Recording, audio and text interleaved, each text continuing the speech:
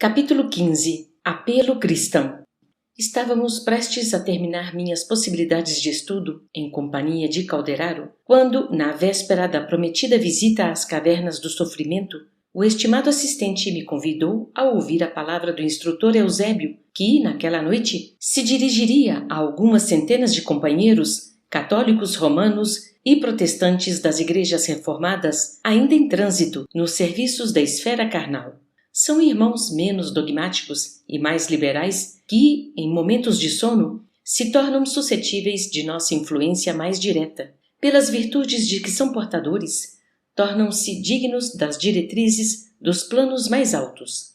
Não ocultei a estranheza que me tomara de assalto ante a informação, mas Calderaro ajuntou sem demora. Importa compreender que a proteção divina desconhece privilégios.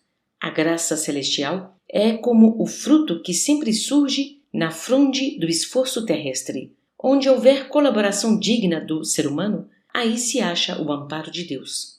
Não é a confissão religiosa que nos interessa em sentido fundamental, senão a revelação de fé viva, a atitude positiva da alma na jornada de elevação. Claro é que as escolas da crença variam, situando-se cada uma em um círculo diferente. Quanto mais rudimentar é o curso de entendimento religioso, maior é a combatividade inferior, que traça fronteiras infelizes de opinião e acirra hostilidades deploráveis, como se Deus não passasse de um ditador em dificuldades para manter-se no poder. Constituindo o espiritismo evangélico prodigioso núcleo de compreensão sublime, é razoável seja considerado uma escola cristã mais elevada e mais rica. Possuindo tamanhas bênçãos de conhecimento e de amor, cumpre-lhe estendê-las a todos os companheiros, ainda quando esses companheiros se mostrem rebeldes e ingratos em consequência da ignorância de que ainda não conseguiram afastar-se. A compaixão de Jesus poderia ser medida pelo estado de evolução daqueles que o seguiam de perto. Diante da mente encarcerada no vaidoso intelectualismo de muitas personalidades importantes de sua época, vemo-lo inflamado de energia divina. Pelo contrário, em Jerusalém, no último dia, à frente do populacho exaltado e ignorante, arraigado embora aos princípios da crença, encontramo-lo silencioso e humilde, solicitando perdão para quantos o feriam. Imprimindo inflexão mais carinhosa à palavra, acrescentou bondoso: não nos esqueçamos que, acima de tudo, nos empenhamos numa obra educativa. Salvar alguém ou socorrê-lo não significa subtrair o interessado à oportunidade de luta, de alçamento ou de edificação. Constitui amparo fraternal para que desperte e se levante, entrando na posse do equilíbrio que caracteriza aquele que o ajudou. O Supremo Senhor não se compraz com o possuir filhos miseráveis e infelizes na criação. Espalha bênçãos e dons, riquezas e facilidades eternas a mãos cheias, esperando apenas que cada um de nós se disponha a reger com sabedoria o patrimônio próprio. Como vemos, todos os setores do serviço espiritual reclamam a divina assistência. Antes de mais amplas elucidações no referente ao assunto, alcançamos o campo tranquilo onde o nobre emissário se fazia ouvir. De relance, observei que a reunião, agora, não se assinalava por grande número de colegas encarnados, que ali se contavam por poucas centenas, assistidos por quantidade considerável de cooperadores da nossa esfera de ação. O luar balsamizava docemente o arvoredo que se inclinava à passagem do Favônio. Imponente pela claridade sublime que lhe aureolava a figura veneranda, Eusébio, ao que me pareceu, havia iniciado a preleção desde muito. Extasiados, os ouvintes registravam-lhe o verbo tocado de luz celestial, com pasmo indisfarçável a lhes alterar as fisionomias. Confundidos e ajoelhados em grande número na relva fresca, sentiam-se repentinamente transportados ao paraíso. O instrutor, envolvido em safirinos reflexos, falava com irresistível poder de atração. Abre aspas. Se o patrimônio da fé religiosa representa o indiscutível fator de equilíbrio mental do mundo, Que fazeis de vosso tesouro, esquecendo-lhe a utilização, numa época em que a instabilidade e a incerteza vos ameaçam todas as instituições de ordem e de trabalho, de entendimento e de construção? Não vos assombra, porventura, acordando-vos a consciência, a borrasca renovadora que refunde princípios e nações? Supondes possível uma era de paz exterior sem a preparação interior do ser humano no espírito de observância e aplicação das leis divinas? Por admitir semelhante contrassenso, a máquina, filha de nossa inteligência, vos anula as possibilidades de mais alta incursão no reino do Espírito Eterno. Ser cristão, outrora, simbolizava a escolha da experiência mais nobre com o dever de exemplificar o padrão de conduta consagrado pelo Mestre Divino. Constituía ininterrupto combate ao mal com as armas do bem, manifestação ativa do amor contra o ódio, segurança de vitória da luz contra as sombras, triunfo inconteste da paz construtiva sobre a discórdia derruidora. Ante o Moloque do Estado romano, convertido em imperialismo e corrupção, os sectários do Evangelho não se expunham a polêmicas mordazes, não se enredavam nas teias do personalismo dissolvente, não dilapidavam possibilidades preciosas a erigir fronteiras dogmáticas. Entremeavam-se em nome do Senhor e ofereciam a própria vida em penhor de gratidão àquele que não trepidava em seguir para a cruz por amor a todos nós. Erguiam os seus mais sublimes santuários na comunhão com os princípios santificantes que os identificavam com o Salvador do mundo. Sabiam perder vantagens transitórias para conquistar os imperecíveis tesouros celestiais. Sacrificavam-se uns pelos outros na viva demonstração do devotamento fraternal. Repartiam sofrimentos e multiplicavam os júbilos entre si. Morriam em testemunhos angustiosos para alcançar a vida eterna. Guerreavam os desequilíbrios de sua época e de seus contemporâneos, não a golpes de maldição, nem a fio de espada, mas pela prática da renunciação, submetendo-se a disciplinas cruéis e revelando, nas palavras, nos pensamentos e nos atos, a mensagem sublime do Mestre que lhes renovara os corações. Entretanto, herdeiros que sois daqueles heróis anônimos que transitaram nas aflições de espírito edificado nas promessas do Cristo, que fizestes vós da esperança transformadora, da confiança sem vacilação, onde colocastes a fé viva que os vossos patriarcas adquiriram a preço de sangue e de lágrimas, que é do espírito de fraternidade que assinalava os aprendizes da Boa Nova. Enriquecidos pelas graças do céu, pouco a pouco olvidastes as portas da revelação divina em troca das comodidades humanas. Construístes entre vós mesmos barreiras dificilmente transponíveis. Intoxica-vos o dogmatismo, corrompe-vos a secessão.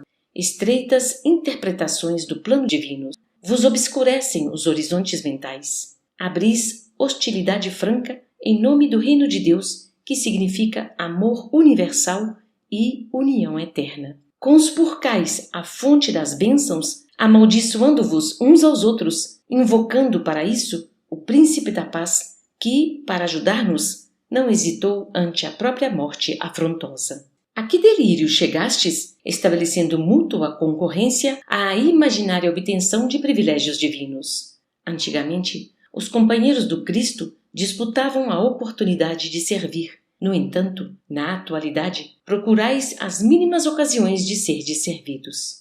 Reverenciais do Senhor a luz dos séculos e mantende-vos nas sombras do nefando egoísmo. Proclamais nele a glória da paz e incentivais a guerra fraticida em que homens e instituições se trucidam reciprocamente. Recorreis ao Divino Mestre, centralizando em sua infinita bondade a fonte inesgotável do amor, entretanto, cultivais a desarmonia no recôndito do ser. Por que estranhas convicções supondes conquistar o paraíso à força de afirmativas labiais? Esquecestes que o Verbo, divino em seus fundamentos, é sempre Criador? Como admitir a redenção ao preço de simples palavras a que nenhum significado objetivo emprestais pelas atitudes? Todavia, é imperioso reconhecer o caráter sublime de vossa tarefa no mundo. Jesus fundou a religião do amor universal, que os sacerdotes políticos dividiram em várias escolas orientadas pelo sectarismo injustificável. Malgrado esse erro lastimável dos homens, a essência dos vossos princípios é aquela mesma que sustentou a coragem e a nobreza dos trabalhadores sacrificados nos primeiros dias do cristianismo. Porque alguns missionários das verdades religiosas olvidassem a paternidade divina e se permitissem desmandos da autoridade, preferindo a opressão e a tirania, não sois menos responsáveis agora pelos sagrados depósitos que Jesus nos confiou, destinados aos serviços de elevação humana e de santificação da terra. O Evangelho, em suas bases, guarda a beleza do primeiro dia. Sofisma algum conseguiu empanar o brilho de amai-vos uns aos outros, como eu vos amei. Perante os desafios do céu, credes, acaso, servir a Deus, encarcerando os serviços da fé nos templos suntuosos? A pompa do culto exterior só faz realçar o desatino de vossas perigosas ilusões acerca da vida espiritual. Infrutífera seria a divina missão do Mestre se a Boa Nova permanecesse circunscrita às trincheiras sectárias, onde presunçosamente vos refugiais, com o objetivo de inflamar a execranda fogueira das hostilidades simuladamente cordiais. Não encontrastes outra fórmula de externar a crença além da concorrência menos digna? Em vão, ergueis castelos de opinião para o verbalismo sem obras, porque, se a morte surpreende o materialista revel, descortinando-lhe o realismo da vida, o túmulo abre também o tribunal da reta justiça a quantos se valeram da religião para melhor dissimular a indiferença que lhes povoa o mundo íntimo. Não julgueis esteja a fé consagrada ao menor esforço. Qual ocorre à ciência, a religião tem o seu trabalho específico no mundo. Força equilibrante do pensamento, seus servidores são chamados a colaborar na harmonia da mente humana. Na atuação da fé positiva reside a força reguladora das paixões, dos impulsos irresistíveis da animalidade de que todos emergimos no processo evolucionário que nos preside à existência. Jesus, por isto, não confinou seus ensinamentos ao círculo estreito dos templos de pedra. Reverenciou, em verdade, os monumentos que recordassem os lugares santos da oração, consagrados às manifestações superiores do Espírito. Entretanto, não se cristalizou nas atitudes adorativas. Viveu conquistando amigos para o reino do céu. Não impôs aos seus seguidores normas rígidas de ação. Pedia-lhes amor e entendimento, fé sincera e bom ânimo para os serviços edificantes. Aproximando-se de Madalena, não extravaga em baldas conversações. Interessa-lhe o coração no sublime apostolado renovador. Visitando Zaqueu, abençoa-lhe o esforço nobre e construtivo. Dirigindo-se à mulher samaritana, não desce às contendas inúteis. Impressiona-a pelo contato de sua alma divina, fazendo-a abandonar o velho cântaro da fantasia para que busque as fontes eternas. Convivendo com cegos e leprosos, loucos e doentes de todos os matizes, exemplificou a vida social baseada na fraternidade mais pura e nos mais elevados estímulos à santificação. Por fim, imolado na cruz, seus 2 últimos companheiros eram ladrões confessos, aos quais não hesitou dirigir a palavra fraterna inflamada de amor. Como invocar-lhe o nome para justificar os desvarios da separação por motivos de fé? Como apoiar-se no amigo de todos para deflagrar embates de opinião, acendendo fogueiras de ódio em prejuízo da solidariedade comum que ele exemplificou até ao supremo sacrifício? Não será denegrir-lhe a memória, difundir a discórdia em seu nome? Fecham aspas. Notei que as palavras do orientador provocavam funda impressão. A maioria dos ouvintes chorava em comoção irregressível, sentindo-se tocada pelo juízo celeste. Eusébio, que mantinha presa a atenção geral, prosseguiu impávido. Abre aspas. Não se vos reclama a transferência do depósito espiritual da crença veneranda. Em todos os setores onde a sementeira do Cristo desabrocha, é possível honrar a divina lei, gravando-lhe os parágrafos sublimes no coração.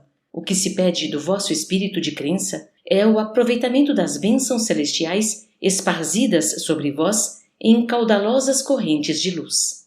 Não limiteis, portanto, a demonstração da confiança no Altíssimo aos cerimoniais do culto externo. Varrei a indiferença que vos enregela as basílicas suntuosas. Convertamo-nos em verdadeiros irmãos uns dos outros. Transformemos a Igreja no doce lar da família cristã, quaisquer que sejam as nossas interpretações. Esqueçamos a falsa afirmativa de que os tempos apostólicos passaram para sempre. Cada aprendiz do Evangelho guarda na própria vida um reduto destinado ao culto vivo do Divino Mestre, perante o qual escoa a multidão dos necessitados todos os dias. Amando e socorrendo, crendo e agindo, Jesus amparou a mente desequilibrada do mundo greco-romano, infundindo-lhe vida nova em favor da humanidade mais feliz. Assim, igualmente, cada discípulo da fé redentora pode e deve cooperar no reerguimento dos irmãos frágeis e vacilantes.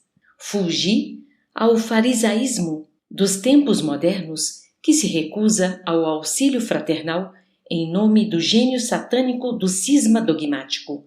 Jesus nunca foi pregador da desarmonia, jamais endossou a vaidade petulante dos que pelos lábios se declaram puros, mantendo o coração atascado no lodo miasmático do orgulho e do egoísmo fatais. Mobilizemos nossa confiança no Todo Misericordioso, dilatando-lhe o reino bendito de redenção. Aguardar o céu, menosprezando a terra, é obra de insensatez. Nenhum de nós peitará a justiça divina, embora permaneçais cultivando muitas vezes a ideia de um comércio ridículo com a divindade. Se um lavrador jamais é postado sem obrigações diretas diante do matagal inculto ou do pântano perigoso, como permanecer sem deveres imediatos junto às paisagens de crime e treva, de inquietação e sofrimento? O irmão caído é nossa carga preciosa, a dificuldade é nosso incentivo santo, a dor, nossa escola purificadora. Abracemo-nos, pois, uns aos outros, em nome do Cordeiro de Deus, que nos reformou a mente, alçando-a a planos superiores pela ascensão gloriosa através do sacrifício.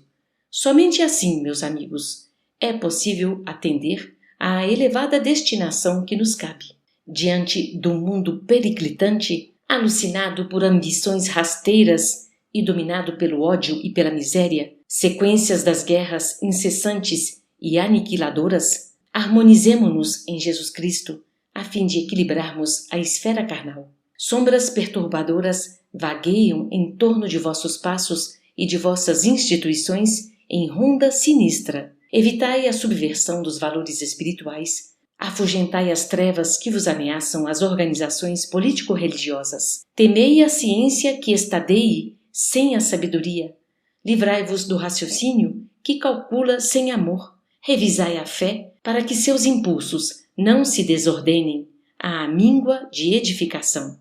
A crosta da terra é atualmente um campo de batalha mais áspera, mais dolorosa. Despertai a consciência adormecida e afeiçoai-vos à lei divina, olvidando o cativeiro multissecular da ilusão. A salvação é contínuo trabalho de renovação e de aprimoramento. Ao mundo atormentado, proclamemos a nossa fé em Cristo Jesus para sempre. Fecham aspas. Eusébio, ao terminar, estava aureolado de prodigiosas emissões de luz. A assembleia, prosternada, mostrava semblantes lívidos de estupefação. Enorme grupo de colaboradores de nosso plano elevou a voz em harmonias, entoando comovente cântico de glorificação ao Supremo Senhor. As melodiosas notas do hino perdiam-se ao longe, no arvoredo distante, nas asas de suave brisa. Terminados os serviços da reunião, reparei que os amigos encarnados, sob o amparo de colegas das nossas atividades socorristas, não se afastaram animados e otimistas, porque muitos deles, compreendendo talvez com mais clareza, fora do veículo denso da experiência física, os erros da crença transviada, se retiravam cabisbaixos, soluçando.